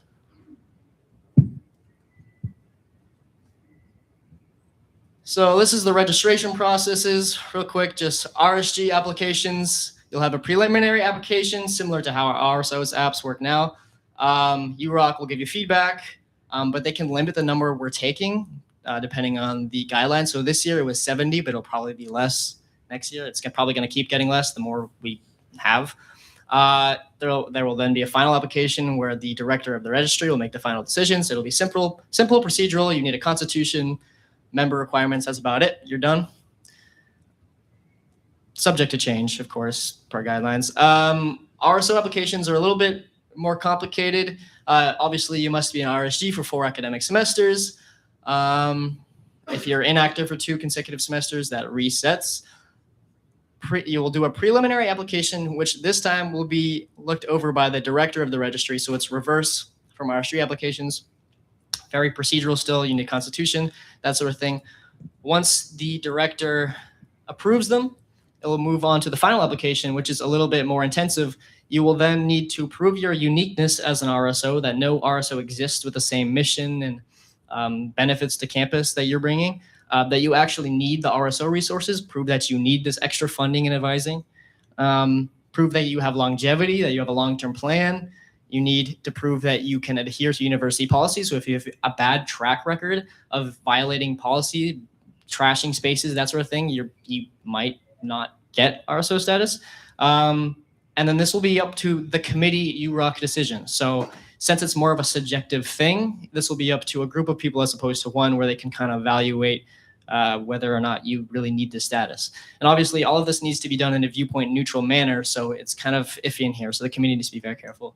And then one other thing in here that's important to note is there's been a lot of discussion, especially from admin, on capping the number of RSOs that we have. That's a hard thing to do, especially from someone whose goal is to, help students make new organizations. So we haven't decided exactly what that will look like, but there is a clause in here. UROC, in consultation with the secretary, now the director of registry, may limit the number of organizations granted or maintaining RSO status as necessary to ensure sustainable advising, oversight, and resource allocation. So that's something that will need to be kind of determined year of through the guidelines if they want to do an RSO cap or not. But that's pretty heavy, but that's something that is becoming more and more necessary. And then, the Constitution audit process. So this is what it looks like right now. These are all step-by-step processes on how to do the Constitution audit process. Basically, we email a bunch of RSOs. We have to randomly select them. We ask them to submit their Constitution to us. We give them feedback. We give it back to them. Then they have to do more changes and give it back to us. Then we have to vote on it, whether it passes. And if it doesn't, then we have to give it back to them. Then they have to fix it and give it back to us. And that's what we're doing right now. And it sucks. And RSOs don't want to do it. We don't want to do it. It's really a bad way to spend our time as a committee. And so we're striking all of it. And instead, we have this new thing. Very nice and short. This is all it is. RSO and RSG constitutions shall be eligible to be audited by the SGA for compliance with SGA requirements in the following manner. They may be selected in a viewpoint neutral manner for an auditing process as prescribed in the org. So the administration next year can decide how they want to do it. If they want to do 20, if they want to do 30, if they have budgeted for clerks, which they may have done, and they want to assign clerks to do this auditing, then they have the discretion to do so. If, number two, they have been referred in a viewpoint neutral manner by their source advisor to have their constitution audited. So if a source advisor thinks that this RSO has some problems and they don't have something in their constitution that's upholding them to basically run their organization correctly, then the source can refer them to us and then we can make them change it, which is something that would have been useful to have earlier. And then any constitution auditing process shall contain at minimum initial feedback provided on the constitution's adherence to SGA requirements, and then a reasonable opportunity for the RSO or RSG to make any necessary revisions before final submission for review. So pretty simple, but it gives that they kind of have to have some sort of feedback before they have to make changes. But very vague, very up to however the current administration wants to do it. So let's review the concepts. We have guidelines instead of bylaws for everything. We have RSGs, we have new applications, we have no more constitutional auditing process, no cap, and we've reorganized the bylaws. So are we gonna pull up the actual bylaws now? You guys wanna do that? Let's just scroll through them. I'll show you what it looks like now. You can scroll through them pretty fast, but it's 40 pages. You can just see how much has changed. Anything that's red is changed. And obviously, over the next week, I encourage you all to actually read through them and read the specific changes, unless you guys feel like we need to do that now, but I feel like probably not. Yeah, there's changes to a lot of things. I just went over the big ones. So it's important that we get feedback and consultation on this before it goes up for an actual vote next week. And I'll be very open to any amendments, any suggestions, that sort of thing. Not closed off on this. So yeah, questions? Senator Walker Hoover, go ahead.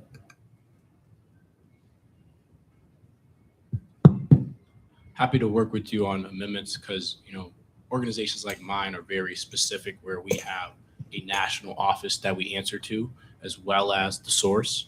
And so in my experience, it hasn't been the easiest time, having to answer to, my regional director. And then, the regional director says something that completely contradicts with what the source advisor says. So I was wondering if you've ever given that thought, because it's not just NAACP that does this, it's Sunrise, it's UMass DIMS, I'm sure. Any org that has like national office and they have the on-campus source, they have to deal with like answering to two different people, and it can sometimes be a headache. Yeah, that's a good point. Do you have any like examples of contradictions in policy? Yeah, so the way we do things is we have an election through our national office. They send us a ballot, and it's completely confidential. But I understand in like the RSO guidelines, there's something about RSO elections. And so it's like two completely different things. And we don't follow the RSO guidelines for elections because we can't. We have to go through our national office. I know that was kind of long-winded, but that's probably the best example. Yeah, that's a good example. Yeah, that is something, I would definitely like to work with you on. I know the Constitution requirements are pretty strict, and that's something that we were dealing with during auditing. And it's something that can be pretty frustrating for all parties as well. So I'm definitely down to work with that. Obviously it would be in consultation with the source on any changes we can make to make them more flexible. But I think the general thing that we need is that they have to be in some way democratic. That's kind of like the purpose of an RSO. But I think, yeah, the fact that you have to strictly follow these processes outlined in constitutions is a little unnecessary. So we can work with that. Appreciate you. Are there any further questions? All right. Thanks, Will.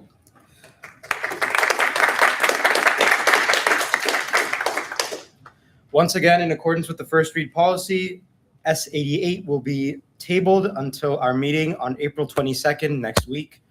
Once again, just to echo what Chair Hood said, I would encourage you all to read through the text of the amendments themselves. And if you have any suggestions for changes, please go to the sponsorship, Chair Hood, and the UROC committee to discuss those changes. But with that, the Senate will now move on to reading S89, a motion to amend Title IX of the Constitution and general bylaws of the Student Government Association, sponsored by Chair Dami. This was reviewed, Adding? Oh, yeah. To add Title IX of the Constitution and general bylaws of the Student Government Association to the Constitution and general bylaws of the Student Government Association. This was reviewed by the Committee on Administrative Affairs on April 13th and was reported favorably. The sponsorship is recognized for a factual description.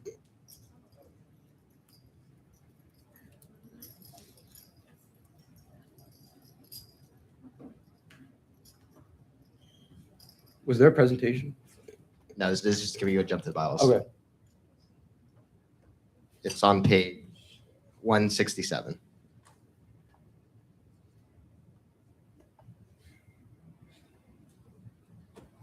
Okay, so pretty self-explanatory. This has been worked through with JD as well and with Michelle, the SATF advisor. Basically, the main portion of this is just codifying what the SGA advisor and SATF advisor, what their role is in the SGA. So you can see like their job is to advise and mediate, give guidance when needed, and then also as listed, be the supervisor of the SATF advisor, work as a liaison between judiciary, legislative, and executive, and then be charged with having a thorough understanding of all of our processes.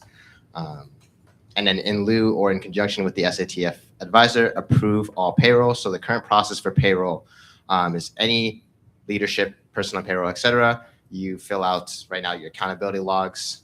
That gets approved by either the speaker or the president respectively, or the designee. And then that goes to JD or Michelle.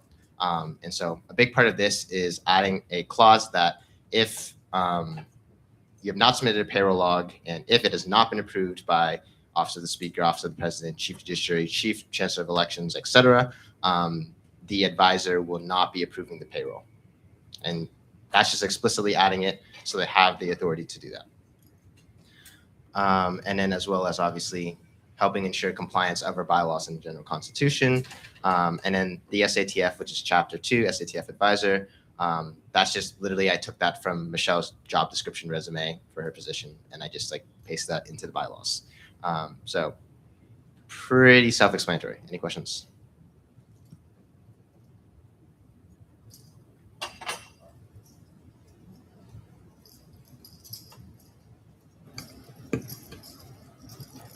Are there any questions from the Senate? All right. Once again, in accordance with the first read policy, this motion will be tabled to our next meeting on April 22nd. I encourage you all to read through the text, and if you have any suggestions for changes, please reach out to the sponsorship, Chair Trong and Chair Dami. That concludes business for this meeting. We will now move on to officer reports. Trustee Marino is recognized. Present. President Borowski is recognized.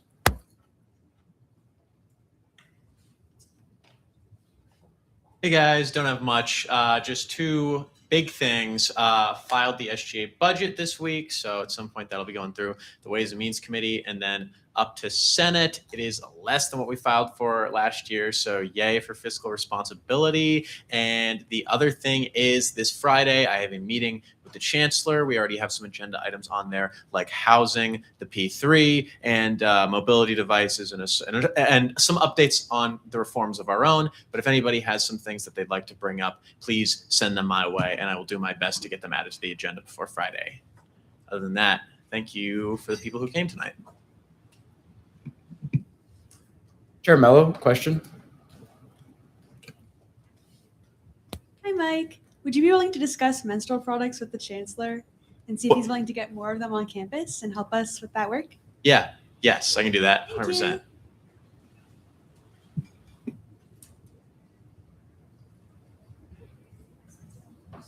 there anybody else? Further questions?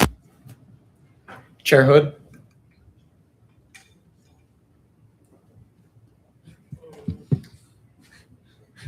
I guess while you're at it, maybe not the right place, but maybe you could bring up like RSO space. That's true. Like Yes, I meeting will bring that space, up there. Event space, yeah. Like I don't know, like maybe talk about potential pilot project, that sort of thing. I don't know if he has any powers on that, but I have a lot of ideas about that pilot project. Oh yeah, speaking of, if anybody's interested in reclaiming some academic spaces for RSO use, hit me and Chair Hood and Secretary Marina up, because we're working on it, and Cass as well. I see two new questions. Senator Walker Hoover, go ahead. I know he sent out email to all the students, but just some thoughts and opinions on Hampshire College's closing. That'd be great. We added that to the agenda this morning, actually. So yes, that will get brought up. And this Wednesday, I can provide. Well, the next Wednesday, I can provide an update. And any further questions? All right, great. Thank you. Okay. Vice President Olivo? All right. The bulk of my report out's in the packet, but I do want to mention that on May 2nd, we're planning to have the SGA end of year banquet at Garcia's downtown. The event will run from 2 to 5, so we'll have more details coming out as we get closer to the event and deal with a little bit more of the logistics. But if you all just want to save the date, that would be good. The food will all be paid for. May 2nd. It's that Saturday, first Saturday of May. May 2nd from 2 to 5 p.m. Senator Valencia Gallego? Oh, I also wanted to point out that's also Senator Wu's birthday. Oh. Okay, never mind. Oh. Count it. Well, happy birthday.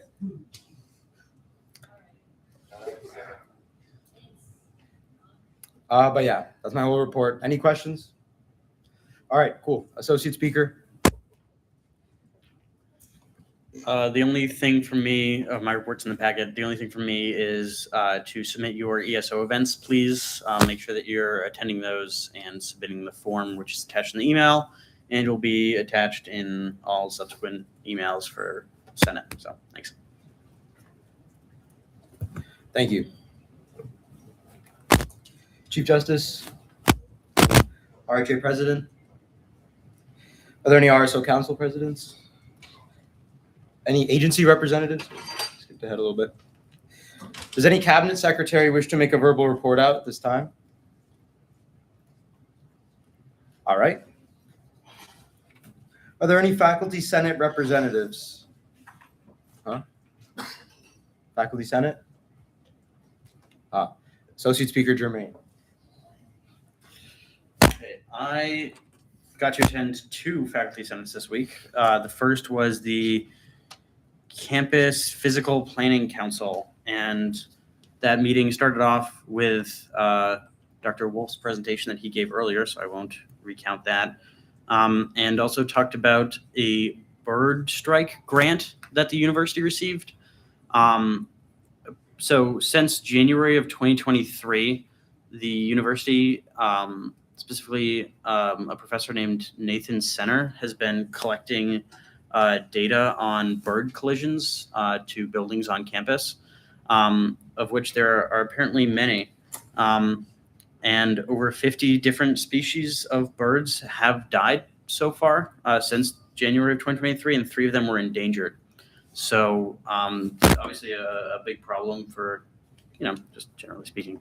But there are 6 buildings on campus that account for over 50% of the bird strikes.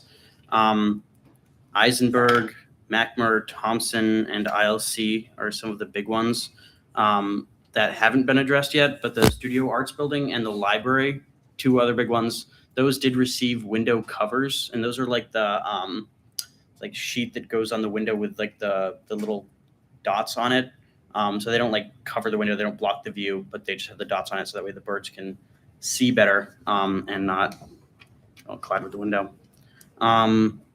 Eisenberg is the most dangerous of the buildings, specifically that back sort of curved wall, because it's just all windows that are reflective. So that's going to be a major part of the effort with the new money received from the grant. And then Vice Chancellor Shelley Perdomo Ahmed spoke about the pedestrian-only campus core that there will be rolling out shortly. I don't have the timeline exactly. Maybe Chair Kim can speak on that. Point of clarification on that. I'm going to actually be meeting with Tony Pake and Amy Springer, who's on Seoul, like next week on Thursday. We're going to get lunch. The campus core right now is like, it's not solid. It's not solidified. Kind of like imagine like right here in the Student Union building down to Herder. Like, no, you can't ride your bikes or scooters or e-scooters, anything over there. You can walk it, you just can't ride it. And that's the campus core idea. And that will be potentially rolled out first with education stuff and signage over the summer, and then maybe rolled out in the fall. So potentially the campus core could take effect as soon as fall 2026. Question for, I guess, Chair Kim. So you mentioned that the dismount zone, correct, or would be from here up until Herger. So does that account for is that for the entire day, or is that only for peak hours? I asked Dr. Perdomo Ahmed that same question, and she said that they are still having discussions on what the time frame would be, if it would be a 24-hour zone or not, and that they're looking for feedback, and they'll have more information coming shortly, but this was just sort of a heads up of what's coming down the pipeline. Of course, nothing has been solidified, so don't freak out yet, but yeah. But because this was brought up to the Faculty Senate, I just wanted to bring it up to you folks. I see more than a few questions. What would the consequences be for? That was another question that I asked, was the enforcement mechanism. Again, still in the works. I mean, this is very, very new policy. They're not exactly sure what would be the enforcement. They're thinking, obviously we'll have signs and we'll start mostly with education and then see what steps are necessary for the future. Okay. Any other questions about that? No. Okay. I also attended the Parking and Transportation Advisory Council, and they talked about EV charging locations for cars for both staff, faculty, and students.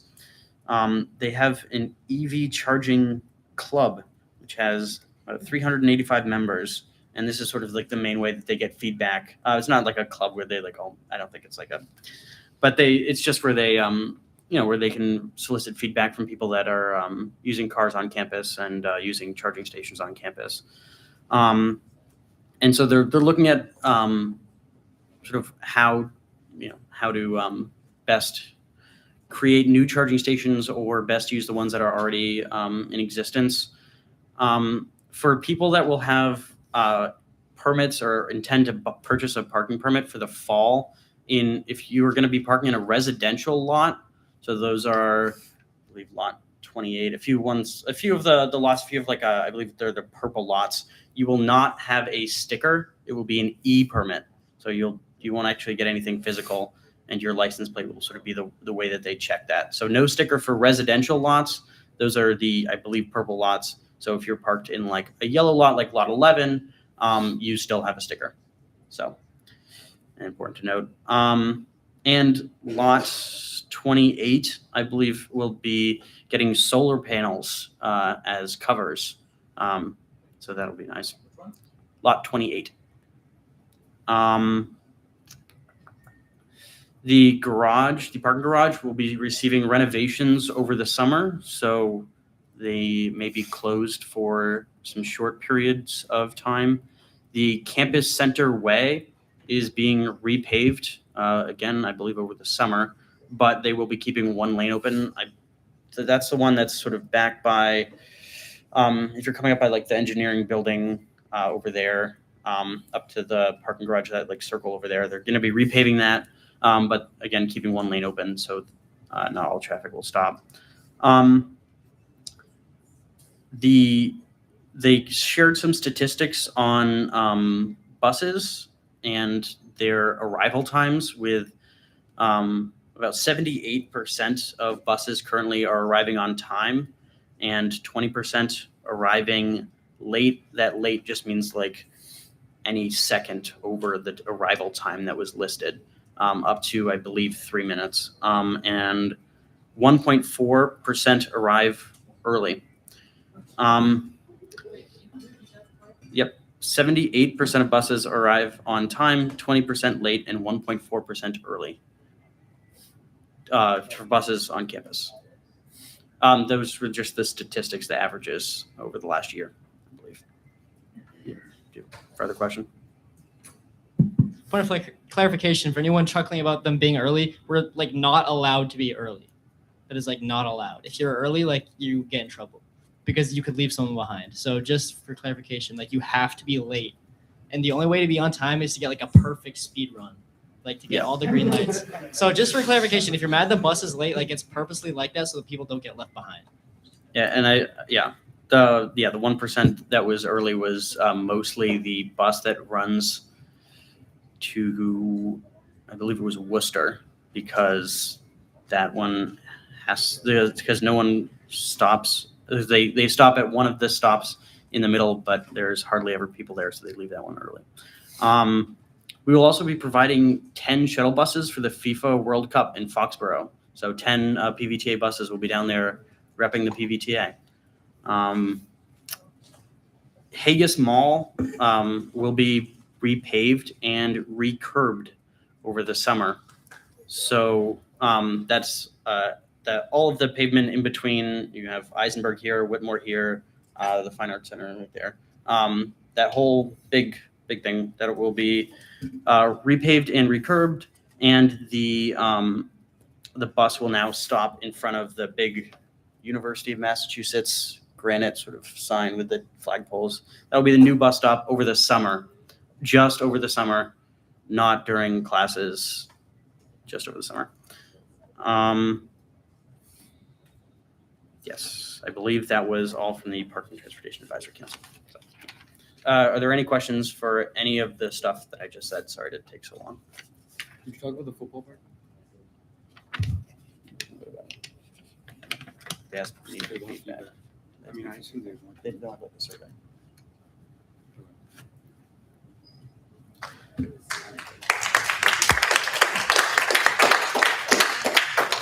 Thank you. Any more faculty senate representatives? Clerk Reed? I went to Commonwealth Honors College Council on Monday, and it wasn't that eventful, but they talked about some course approvals, the reopening conversations about looking into the honors thesis experience, and also some adjustments to advising just to encourage retention, because there's an ongoing conversation about why underclassmen are leaving the college before graduation. And also the undergraduate research conference is this Friday, where a lot of thesis participants will be showcasing their work, which is a pretty big moment for the college that they're excited about. So go stop by if you're interested, but I think that's all.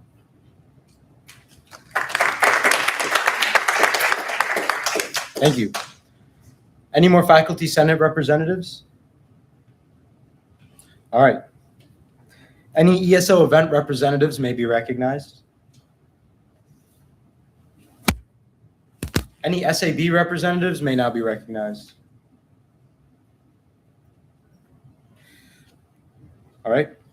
Does any committee chair wish to make a report out? Chair Trong, you're recognized.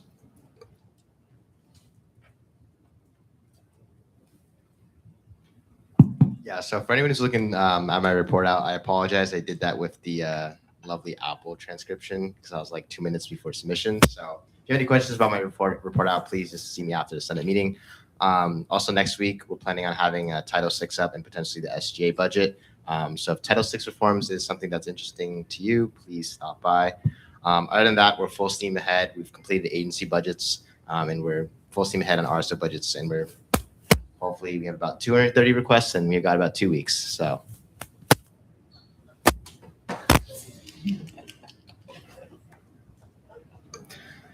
Thank you, Chair Schramm.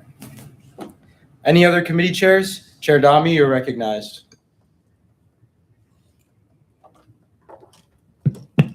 Okay, so I didn't get my report out in because AA was meeting at the time, and it was just pure procrastination on my part, and we ended like a couple 30 minutes after it was due, so I couldn't get my report out in. But we have been working very heavily with the bylaws, just making sure that we are reading through all of it to edit any sort of grammatical changes, language, any ideas that we think might be a little confusing or like convoluted or anything like that. So we're working very hard. We have our meeting tomorrow. If anyone wants to drop in, go ahead. We're working on Title V, or we'll be hopefully passing. We'll be reading Title V, Title IV, Title VIII, and Title I. Yes, Title I. And then we'll also be next week when Title II, Title VII, and Title IX go up for the vote. Those will all be changed with like directors and all of that stuff. Everything that got passed in Title III today, everything will be edited in all of the titles. And then anything that is not going up that needs to also be edited, I will be putting up for amending. So yeah, if anyone has any questions, please feel free to ask. Also, we're doing appeals right now for eligibility petitions and budgets and stuff like that. So we've gotten a couple, and we will be having some appeal hearings next week. So, yeah. Thank you. Any other committee reports? Chair Onyeka, you're recognized.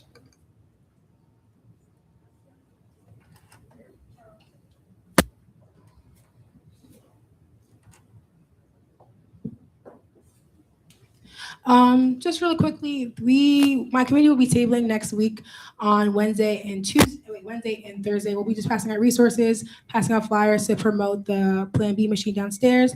And we also have an Instagram now, because people don't know Sojek. We do a lot of outside stuff with students, so we want to get more followers, get people to be aware of us. So if y'all can follow us at UMass_Sojek, I would really appreciate that. I'll put it in the group me as well, but that's really it for me. Thank you, guys.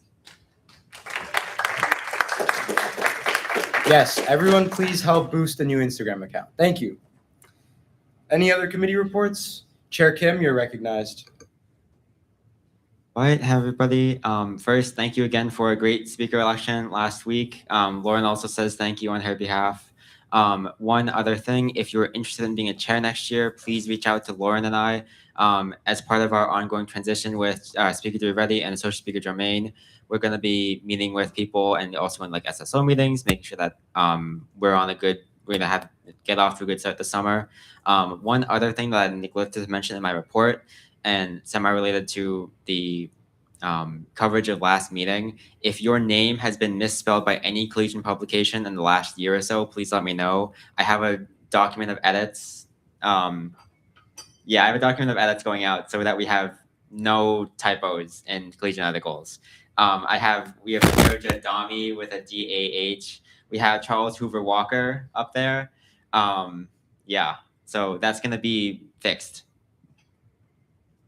Chair Hood, question?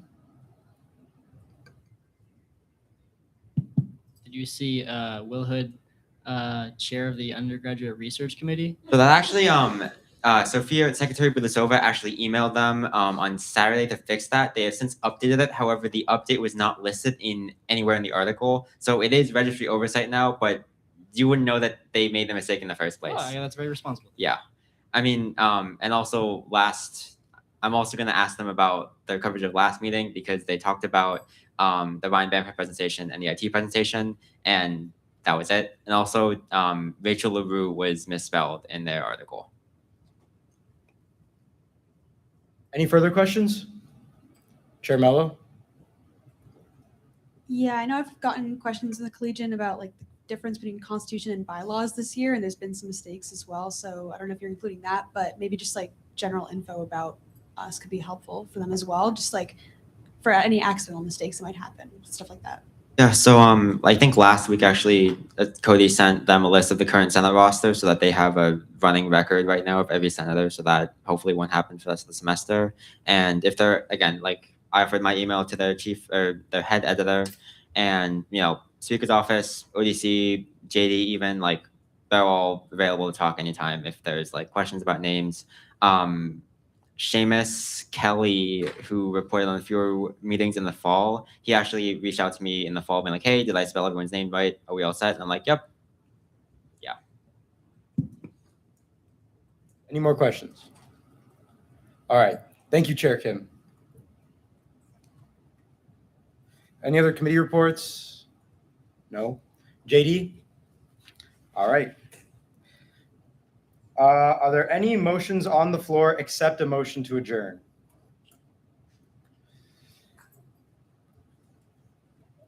Seeing none, the Associate Speaker will record the ending roll call.